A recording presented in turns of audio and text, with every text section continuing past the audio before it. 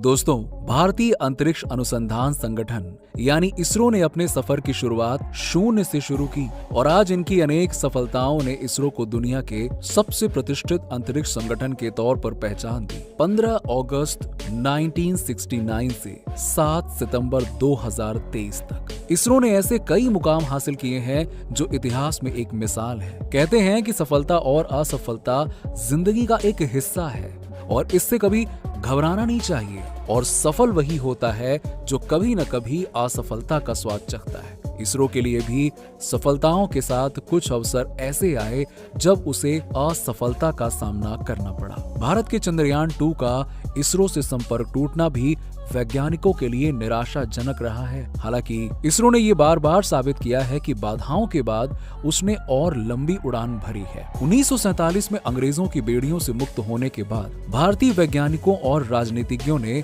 भारत की रॉकेट तकनीक के सुरक्षा क्षेत्र में उपयोग एवं अनुसंधान एवं विकास की योजना बनाई और उस पर लगातार मन लगाकर काम शुरू किया। डॉक्टर विक्रम साराभाई और डॉक्टर रामानाथन ने 16 फरवरी 1962 को Indian national committee for space research की स्थापना की, जो आगे चलकर 15 अगस्त 1969 को इसरो बन गया। उस समय जिस रॉकेट को प्रक्षेपित किया गया था उसे साइकिल के पीछे लगे कैरियर पर लादकर प्रक्षेपण स्थल पर ले जाया गया था। सोचिए, यानी सुविधा नहीं थी, लेकिन कहते हैं ना कि जब इरादों में दम हो तो चट्टानों से भी पानी निकाला जा सकता है। साइकिल पर रॉकेट ले जाने की ये तस्वीर देखिए, जो आज भी इसरो के दृढ़ संकल्प को दिखाती है। इसरो के पहले ही मिशन का दूसरा रॉकेट भारी और काफी बड़ा था। इसे प्रक्षेपण स्थल तक ले जाने के लिए बैलगाड़ी का सहारा लिया गया और ये तस्वीर भी आपको गर्व महसूस कराएगी। उस दौर में हमारे वैज्ञानिकों के पास में कोई दफ्तर नहीं था, कोई साधन नहीं थी, कोई सुविधाएं नहीं थी। नारियल के पेड़ों के बीच स्टेशन का पहला लॉन्च पैड था और एक स्थानीय कैथोलिक चर्च को वैज्ञानिकों के लिए मुख्य दफ्तर में बदल दिया गया। बिशप हाउस को वर्कशॉप बनाया गया, मवेशियों के रहने वाली जगह को प्रयोगशाला बनाया गया, जहां अब्दुल कलाम आजाद जैसे युवा वैज्ञानिकों ने काम किया। इसके बाद रॉकेट को लॉन्च पैड तक साइकिल पर ले जाया गया। थोड़े समय बाद दूसरा रॉकेट लॉन्च किया गया। वो पहले वाले से थोड़ा भारी था, उसे बैलगाड़ी पर ले जाया गया था। यानी ये कहना गलत नहीं होगा कि सुविधा के नाम पर भले ही तब इसरो के पास कुछ भी नहीं था, लेकिन हाँ, देखकर दिल बड़ा खुश होता है कि इरादों की मजबूती बरकरार रही। यही वजह है कि आज पूरे देश में इसरो के 13 सेंटर हैं। इसरो ने अब तक अंतरिक्ष में कुल 370 उपग्रह छोड़े हैं। इनमें से 101 देसी और 269 विदेशी सैटेलाइट हैं। मून मिशन चंद्रयान 2 अगर सफल होता तो इसकी संख्या बढ़कर 371 हो जाती। इसरो ने देश के लिए कुल 101 सैटेलाइट लॉन्च किए हैं, जिनमें संचार, आपदा प्रबंधन, इंटरनेट, रक्षा, मौसम, शिक्षा जैसे विभिन्न क्षेत्रों को सेवाएं देने वाले उपग्रह हैं। इसरो के वैज्ञानिकों ने आजादी के बाद से अब तक संचार व्यवस्था को लेकर 41 उपग्रह छोड़े हैं, जिनमें से अभी 15 काम कर रहे हैं। आपको बता दें कि एक समय ऐसा भी था जब भारत के मंगलयान अभियान का मजाक उड़ाया गया था। जी हाँ दोस्तों, सुनकर आश्चर्य होगा, लेकिन ये सच है। इस कार्टून में दिखाया गया था कि ग्रामीण वेशभूषा का एक शख्स गाय लेकर एलिटिस्ट स्पेस क्लब का दरवाजा खटखटा रहा है और अंदर दिख रहा है कि कुछ लोग बैठे हुए हैं। इस कार्टून की चौतरफा आलोचना हुई थी। खास तौर पर भारतीयों ने इसे घमंडी और नस्लीय मानसिकता की उपज बताया था। लोगों ने अखबार को इस कार्टून के खिलाफ जबरदस्त फीडबैक दिया, जिसके बाद अमेरिकी अखबार को माफी मांगनी पड़ी। अखबार ने लिखा कि हम उन पाठकों से माफी मांगते हैं जो इस कार्टून से आहत हुए। मिस्टर हेंग का मकसद भारत, उसकी सरकार या नागरिकों पर सवाल उठाना बिल्कुल भी नहीं था।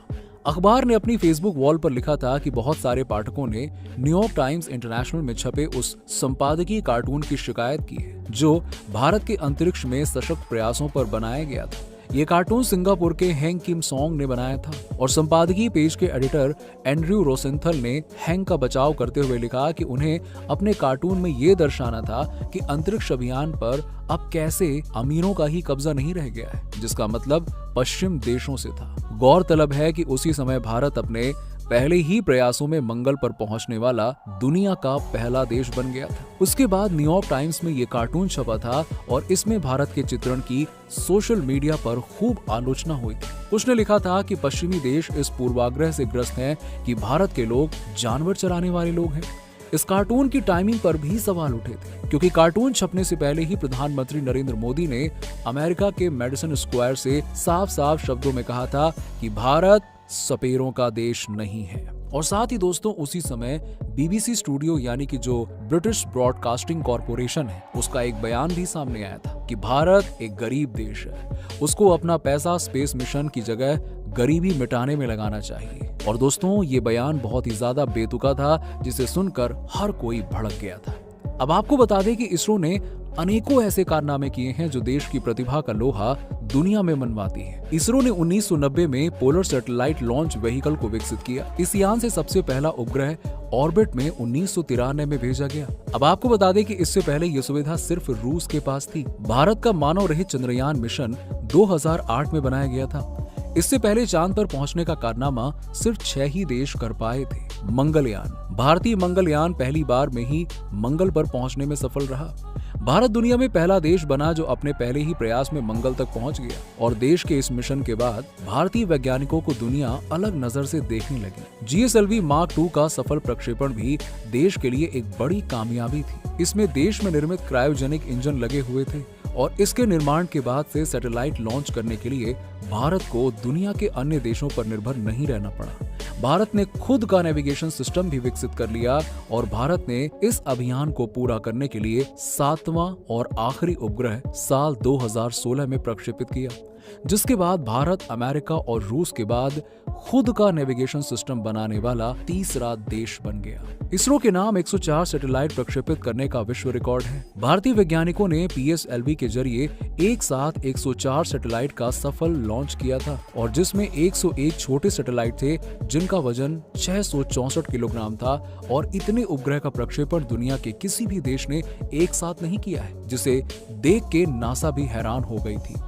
आपको बता दें कि इंडियन स्पेस इकोनॉमी का आकार बहुत ही तेजी से बढ़ रहा है। अर्न्स्ट एंड यंग की रिपोर्ट के मुताबिक 2020 में स्पेस इकोनॉमी का आकार 447 अरब डॉलर तक का था, जिससे 2025 तक 600 अरब डॉलर के पार जाने की उम्मीद है। इंडियन स्पेस एसोसिएशन और अर्न्स्ट एंड यंग की developing the space ecosystem in India के नाम से प्रकाशित रिपोर्ट में भी कहा गया था कि स्पेस लॉन्चिंग का बाजार 2025 तक बहुत ही तेजी से बढ़ेगा। इस रिपोर्ट में भारत में इसके सालाना 13% के हिसाब से वृद्धि का अनुमान लगाया गया है। इसके पीछे की मुख्य वजह स्पेस के क्षेत्र में निजी भागीदारी का बढ़ना तो है ही, साथ ही साथ नई नई तकनीक आने और लॉन्चिंग सेवाओं की लागत में कमी की वजह से भी स्पेस इकोनॉमी तेजी से बढ़ेगी। पिछली बार की तरह इस बार किसी स्पेसिफिक क्षेत्र में उतरने की बाध्यता बिल्कुल नहीं है। तो क्यों दोस्तों, इसरो की इस कामयाबी के बारे में आपका क्या कहना है? नीचे हमें कमेंट सेक्शन में कमेंट करके जरूर बताइए और साथ ही साथ ऐसी ही इंटरेस्टिंग वीडियोस के लिए चैनल को सब्सक्राइब करना ना भूलें। मिलते हैं आपसे अगले वीडियो में।